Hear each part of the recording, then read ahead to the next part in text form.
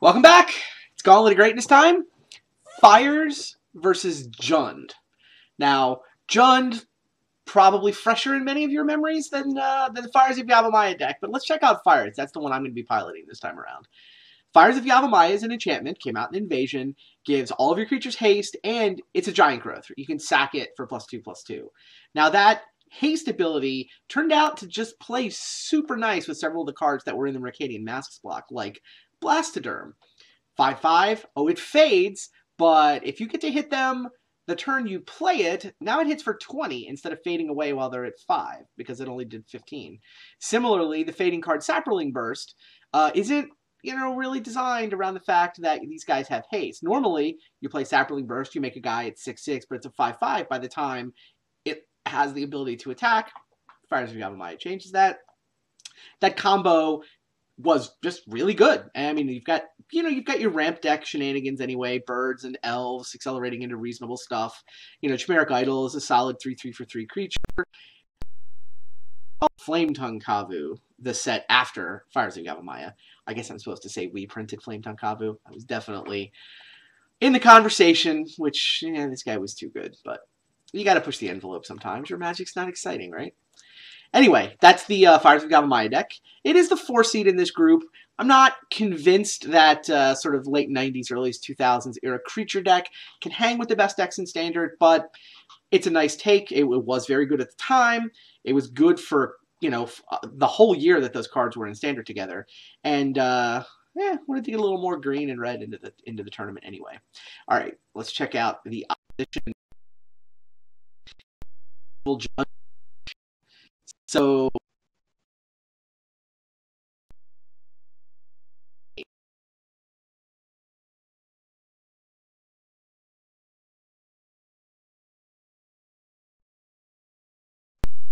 Elf ask both just to let you go get an extra card. So Bloodbraid Elf is the signature card. It's the one that's banned in Modern right now. 3/2 haste and Cascade. So it comes out, it hits decent. I mean, 3-power haste for 4 is not nothing. Go get something else for free. And the nice thing about this deck, it doesn't really care what you get. It's just like everything is value, whether it's Lightning Bolt for a creature or Blightning to hit their hand. Everything kind of gives you value and deals some extra damage. And you see a lot of gold cards in here. The creature set is pretty... I mean, it says 2 mana 2/2 and hard to cast, but the fact that it can be 4/4 means it's really hard to kill. Just that threat that they can pay life to make it a 4/4 means nobody ever points a lightning bolt at it. Nobody ever points a shock at it. It's really hard to block. It hits kind of hard. Sprouting Threnax is also a solid value creature. 3/3 for 3, leaves 3 tokens behind if they do deal with it. It's just like every time you try to deal with something, there's just the Jund deck comes out ahead on the trade. Really just launched an era of these sort of mid-range, attrition-y, sort of black, green, red decks, maybe white decks sometimes, that still going on in Modern right now. The descendants of this deck don't have a lot of these cards left over, but the philosophy is definitely there. All right. Let's play. I am going to challenge. I am playing the Fires deck. And, oh, does it not give me the ability to change the clock? It doesn't give me the ability to change the clock. Meh, fair enough. Hopefully, Rishadenport doesn't eat too much of my clock. Let's fight.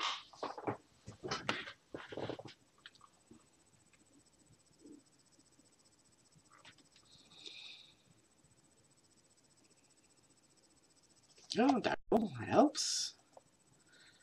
I will play first. To burn into a Blastoderm. Sure. Feel better if I top deck Fires next turn. I mean, the thing about the Jund deck is it's a little clunky mana-wise, especially like these early era Jund decks. All their lands come into play tapped. I mean, they get to play a solidly 3-color deck and make the color work, but it does mean that everything comes into play tapped. And they don't have a lot of early drops. It's basically just the bolts at 1. It's just the Putrid Leeches at 2. So they can come out of the game slow and clunky. Hopefully, I can take advantage of that. Although, yeah, no turn 3 play is less than ideal. What are you gonna do? We'll play Blastoderm. Blastoderm's tough. Like, he obviously can't target a removal spell at it. Oh, seriously?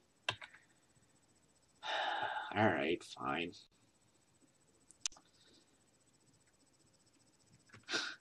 Rootbound Crag. Also coming to play tapped. Not supposed to come into play tapped. Rootbound Crag is supposed to have forest and mountain friends, but deck does not have very many basics.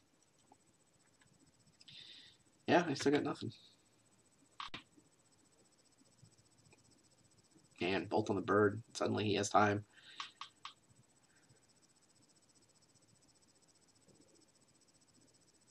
It's just sort of nothing good that can happen here. Sprouting Thrynax is pretty good at blocking Blastoderm.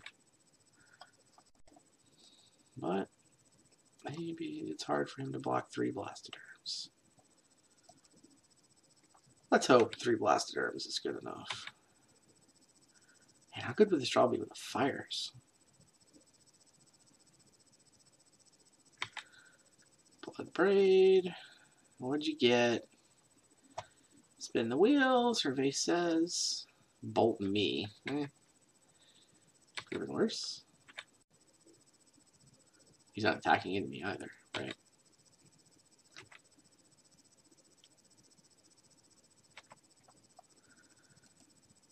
If he double blocks here, I can fire the Blood Braid.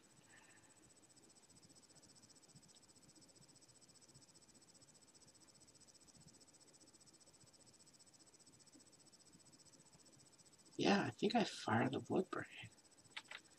It's kind of like summoning a Blastoderm, right?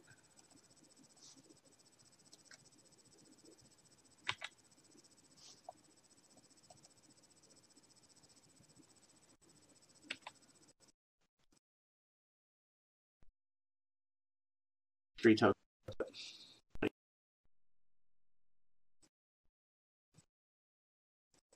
Thrynax says he gets 3 tokens. Run it back, huh? Oh, Blightning.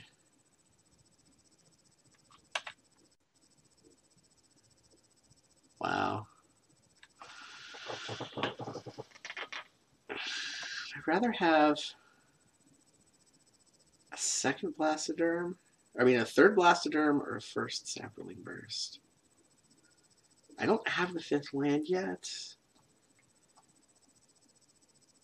I feel like he can kill these dudes so much easier. I think I'm just going to keep summoning Blastoderms and hope that works.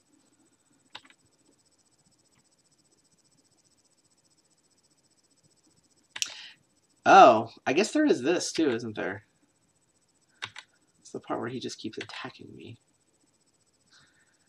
I'd have been better off with a Saproling Burst here. Of course, that's easy to say after I do the land.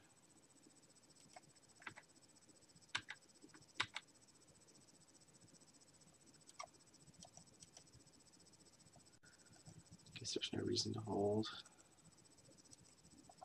A second card when Lightning hits 2.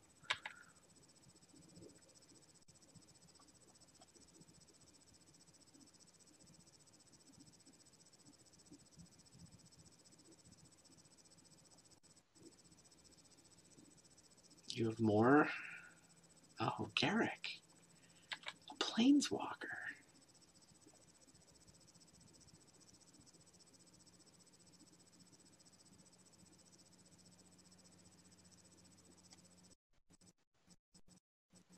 Yeah, it's just okay. Steady supply. A couple of 3 seemed like it was going to be bad enough. Or spell Future Leech. Great. Yeah, I should have a Saproling Burst in my hand right here. Not sure it's going to matter, but kind of have to attack with these Blastoderms. It's not like I can leave fading creatures on defense. They're going to fade away. But I can't get through that mess either. Huh. Well, Flametongue's not nothing. Who do I kill? The Putrid Leech or the Blood Braid? guess the native 3/2 is better to kill.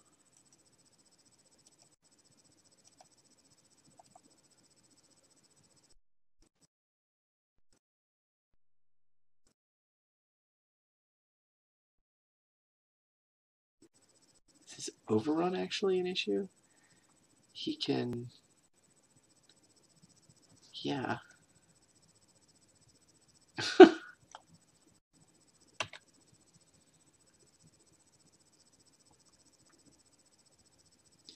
Wow, do I have to attack Garrick?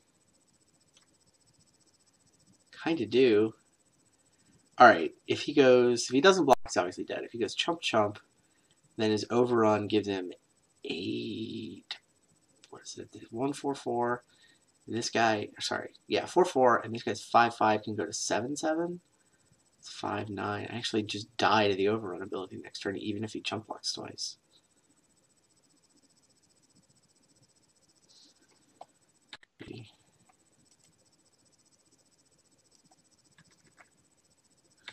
Well, I don't feel like being dead on board. I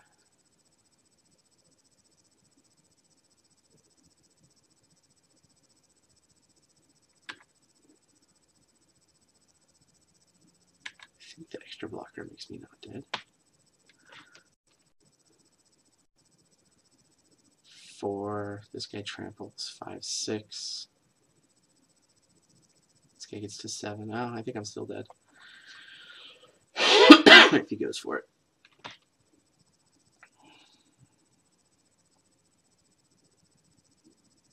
Yeah. Oh, by the way, he's still got 2 cards in his hand.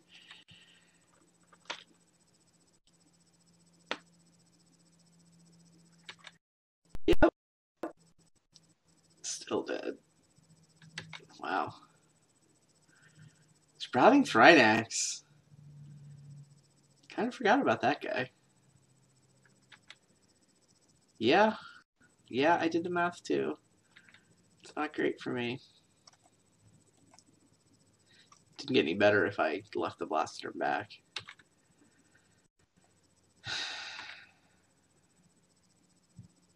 I don't have to play against people who can count. Dead by exactly. This matchup looks tough. It basically looks like fire. He's able to just string.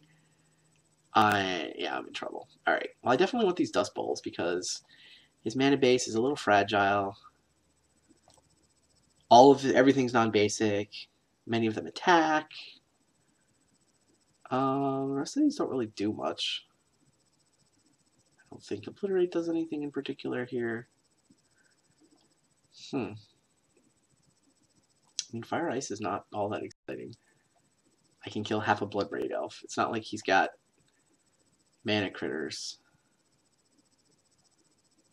Swordscape Battle Mage is not exciting either. I guess Bird lets me tap something with ice. I don't know. I feel like I just want the ability to attack his lands if I get the right draw. And then, I don't know, yeah, hope I draw fires.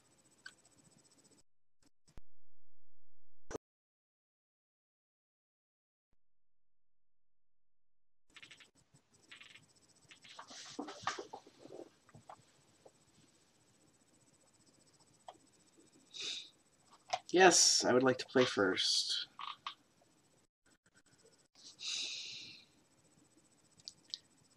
Elf Sapperling Burst.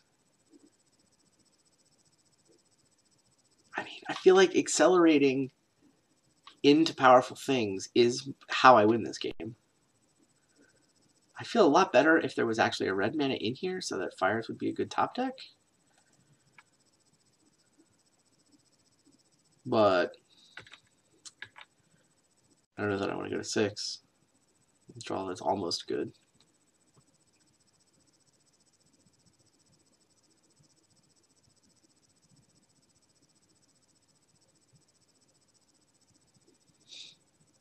Pithing Needle? Oh no! Oh no! He's gonna Pithing Needle Sapperling Burst, isn't he? Awkward. This draw just got a lot worse.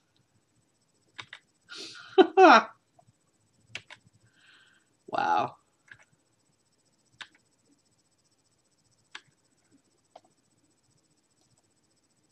I mean, I guess I have some hull breaches in my sideboard. I could, in theory, have sideboarded them in against Pithing Needle. Pithing Needle could get some people in this tournament. Pithing Needle Memory Jar? That sounds pretty good.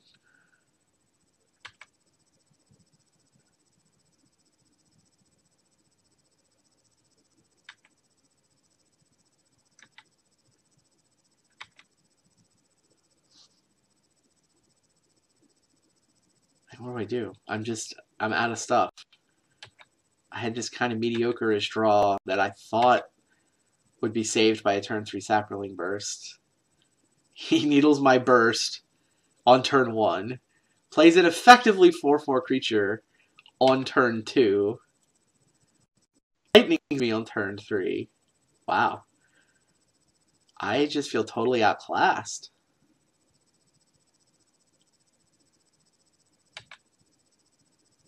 Probably just am totally outclassed. Wow. My draw's not exactly cooperating. But, yeah.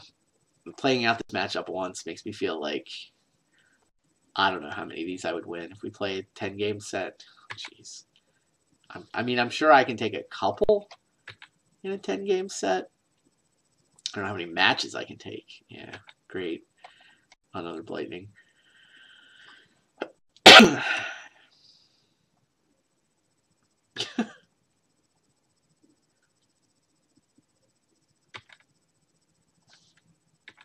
There are no good answers here. I don't know if he's willing to pay life to get me. He probably could have paid life to get me. Maybe I should have double blocked the Blood Braid. Doesn't matter. I just want the game over now. There's no line that comes back from this. Sure. More Blood Braids. That seems fair. Wow.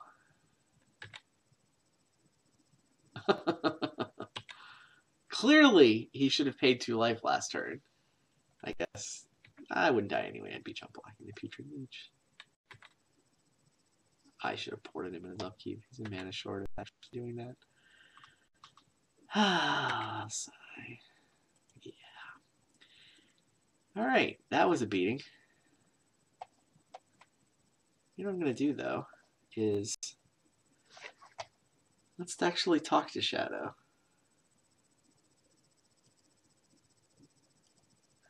Hey, Shadow. Hey. Oh, nice echo. That was a beating. Yeah, that second hand was pretty brutal. I had a choice between just needling your Llanowar elf, and I was like, nope, the only card I care about is Sapperling Burst. Yeah, no, I had a Sapperling Burst. I kept a mediocre draw that was only saved by the possibility of turn 3 Sapperling Burst. Sure. Yeah, no, did you see my hand when I revealed it at the end of the game? Oh, no, I didn't notice. I had another Bloodbraid Elf, a Putrid Leash, and another Bituminous Blast. So, like, whatever. Like, there's nothing we're going to do. I'm not even sure Sapperling Burst saves you. No, probably not. I mean, I should have been porting your land. You couldn't have played the second Bloodbraid Elf, but whatever. It wasn't actually going to matter. Right. No, that was just a complete beating. So, yeah, no, that one was just turn things sideways, much unlike the last one we just played. Oh yeah, the Sly game. You were telling me about an interesting play in the Sly matchup, actually.